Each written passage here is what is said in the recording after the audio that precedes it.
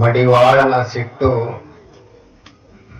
ಕೊಳೆಯ ಮೇಲಲ್ಲದೆ ಬಟ್ಟೆಯ ಮೇಲಲ್ಲವಯ್ಯ. ಕೃಷಿಕನ ಸಿಟ್ಟು ಕಳೆಯ ಮೇಲಲ್ಲದೆ ಬೆಳೆಯ ಮೇಲಲ್ಲವಯ್ಯ. ಋಷಿಯ ಸಿಟ್ಟು ಭವಿಯ ಮೇಲಲ್ಲದೆ ಭಕ್ತನ ಮೇಲಲ್ಲವಯ್ಯ. ಶಿಕ್ಷಕನ ಸಿಟ್ಟು ಅಜ್ಞಾನದ ಮೇಲಲ್ಲದೆ ವಿದ್ಯಾರ್ಥಿಗಳ ಮೇಲೆ ಅಲ್ಲವಯ್ಯ.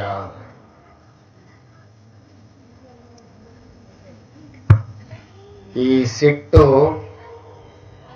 ಕೊಟ್ಟು ಬಿಡಿಸಲೇ ಹೊರತು ಕಾಳಿನ ಹುಟ್ಟಡಗಿಸಲು ಅಲ್ಲವಯ್ಯ ಸಾಸಿರಾದೇಶ್ವರ. ಕಾಳಿನ ಹುಟ್ಟಡಗಿಸಲು ಅಲ್ಲವಯ್ಯ ಸಾಸಿರಾದೇಶ್ವರ. ಪೂಜ್ಯರು ಒಂದು ಕಡೆ ಬಹಳ ಸುಂದರವಾಗಿ ಹೇಳ್ತಾರೆ, ಒಬ್ಬ ಮಡಿವಾಳ ಒಂದು ಬಟ್ಟೆಯನ್ನ ಒಗೆಯಬೇಕಾದ್ರೆ ಬಂಡೆಗೆ ಹಾಕಿ ಹೊಡಿತಾ ಇರ್ತಾನ. ಹೌದಾ? ಹೆಣ್ಮಕ್ಳು ಕೂಡ ಹೊಡಿತಾ ಇರ್ತೀರಿ ಬಟ್ಟೆಯನ್ನ ಒಗಿಬೇಕಾದ್ರೆ. ಮಡಿವಾಳ ಅಂದ್ರೆ ಅಗಸ. ಆ ಅಗಸ ಬಟ್ಟೆಯನ್ನ ಒಗೆಯಬೇಕಾದ್ರೆ ಬಂಡೆಯ ಮೇಲೆ ಸೋಪನ್ನ ಹಚ್ಚಿ ಉಜ್ಜಿ ಉಜ್ಜಿ ಅದನ್ನ ಬಂಡೆಯ ಮೇಲೆ ಹೊಡಿತಾ ಇರ್ತಾನೆ. ಯಾವ ರೀತಿ ಹೊಡಿತಾ ಇರ್ತಾನೆ ಅಂದ್ರೆ ಬಹಳ ಸಿಟ್ಟಿಗೊಂದು ಹೊಡಿತಾನೇನೋ ಅನ್ನುವಂತೆ ಕಾಣ್ತದೆ. ಅವನಿಗೆ ಸಿಟ್ಟು ಬಂದಿರ್ತದೆ. ಯಾವುದರ ಮೇಲೆ ಬಂದಿರುತ್ತೆ ಅಂದ್ರೆ ಆ ಬಟ್ಟೆಗೆ ಅಂಟಿದ ಕೊಳೆಯ ಮೇಲೆ ಅವನ ಸಿಟ್ಟು ಇರ್ತದೆ ಹೊರತು ಬಟ್ಟೆಯ ಮೇಲೆ ಇರೋದಿಲ್ಲ. ಅವನಿಗೆ ಇರುತ್ತೇನು? ಅವನು ಆ ಕೊಳೆ ಹೋಗಬೇಕು ಅಂತೇಳಿ ಉಜ್ಜುತ್ತಾನೆ, ಕುಕ್ಕುತ್ತಾನೆ, ಒಗೆದು ಒಗೆದು ಆ ಕೊಳೆಯನ್ನೆಲ್ಲ ತೆಗೆದು ಆ ಬಟ್ಟೆಯನ್ನ ನಿಚ್ಚಳ ಮಾಡಿಬಿಡ್ತಾನ.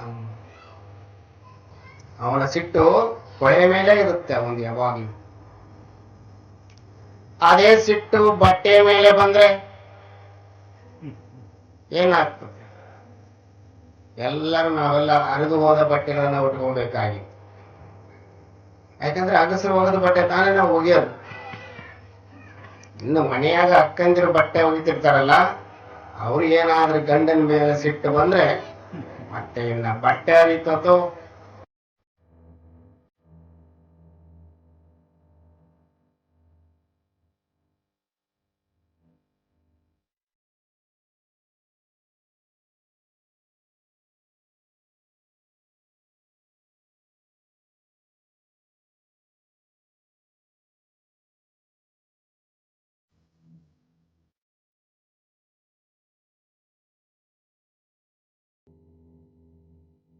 ಕೆಳಗಡೆ ಹೊಡಿತಾ ಇರ್ತಾರಲ್ಲ, ಬಂಡೆಗೆ ಸೀಳ್ತೋ ಗೊತ್ತಾಗೋದಿಲ್ಲ.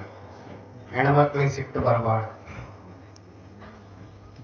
ಈಗ ಬಿಡ್ರಿ ಎಲ್ಲ ಅದಕ್ಕಾಗಿ ಗಣಮಕ್ಳು ಬಹಳ ಜಾಣರಾಗಿಟ್ಟ. ವಾಷಿಂಗ್ ಮಿಷಿನ್ ತಂದು ಇಟ್ಬಿಟ್ಟಾರೆ ಎಲ್ಲ ಮನೆ.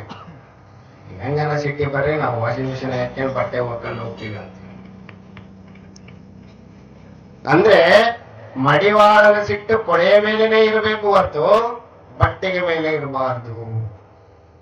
ಅದೇ ರೀತಿ ಕೃಷಿಕನ ಸಿಟ್ಟು, ಕೃಷಿಕ ಅಂದ್ರೆ ಯಾರು? ರೈತ. ಅವನ ಸಿಟ್ಟು ಯಾರ ಮೇಲೆ ಇರ್ತದಂದ್ರೆ ಕಳೆಯ ಮೇಲಲ್ಲದೆ ಬೆಳೆಯ ಮೇಲಲ್ಲವಯ್ಯ.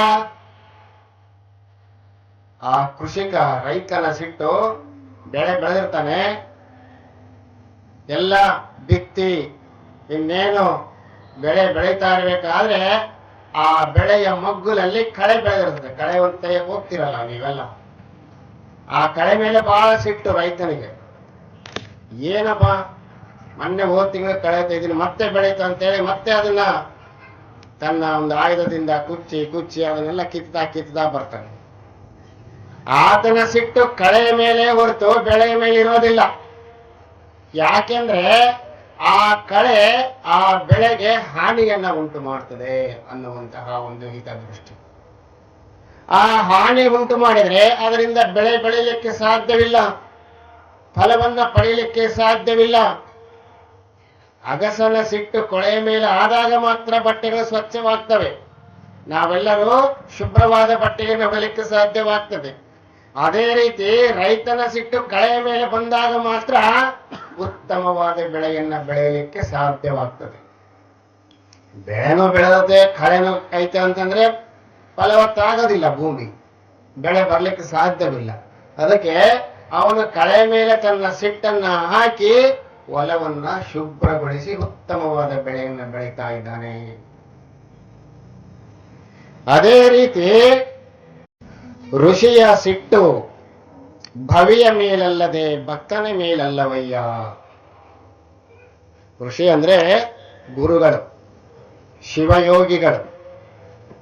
ಅವರಿಗೆ ಯಾರ ಮೇಲೆ ಸಿಟ್ಟಿರ್ತದಂದ್ರೆ, ಯಾವ ಭವಿಗಳು ಅಂತೇಳಿ ಇರ್ತಾರಲ್ಲ, ನಾಸ್ತಿಕರು, ಭಗವಂತನನ್ನ ನಂಬದವರು, ಗುರು ಹಿರಿಯರನ್ನ ನಂಬದವರು, ಭಗವಂತನ ಮೇಲೆ ನಂಬಿಕೆ ಇಲ್ಲದೆ ತಮ್ಮದೇ ಆದ ರೀತಿಯಲ್ಲಿ ನಡ್ಕೊಂಡು ಹೋಗ್ತಕ್ಕಂಥ ಜನಗಳೇನಿರ್ತಾರಲ್ಲ ಅವರ ಮೇಲೆ ಸಿಟ್ಟು ಬರ್ತಂತವ್ರೆ ಶಿವಯೋಗಿಗಳಿಗೆ.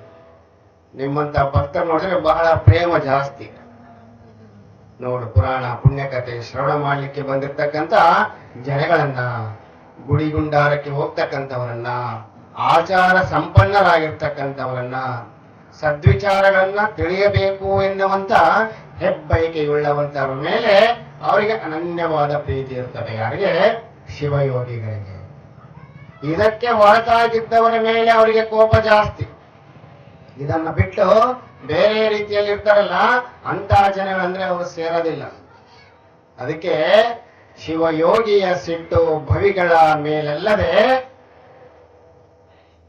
ಹೌದಾ ಇಲ್ವೋ, ಭವಿಗಳ ಮೇಲೆ ಮಾತ್ರ ಇರ್ತದೆ ಅನ್ನುವಂತ ವಿಚಾರ. ಅದೇ ರೀತಿ ಶಿಕ್ಷಕರ ಸಿಟ್ಟು ಅಜ್ಞಾನದ ಮೇಲಲ್ಲದೆ ವಿದ್ಯಾರ್ಥಿಯ ಮೇಲಲ್ಲವಯ್ಯ ಅಂತ ಹೇಳ್ತಾರೆ. ಯಾವ ಶಿಕ್ಷಕರು ಅಂದ್ರೆ ಶಾಲೆಗಿರ ಮೇಷ್ಟ್ರು, ಅವರ ಸಿಟ್ಟು ಯಾರ ಮೇಲೆ ಇರಬೇಕು?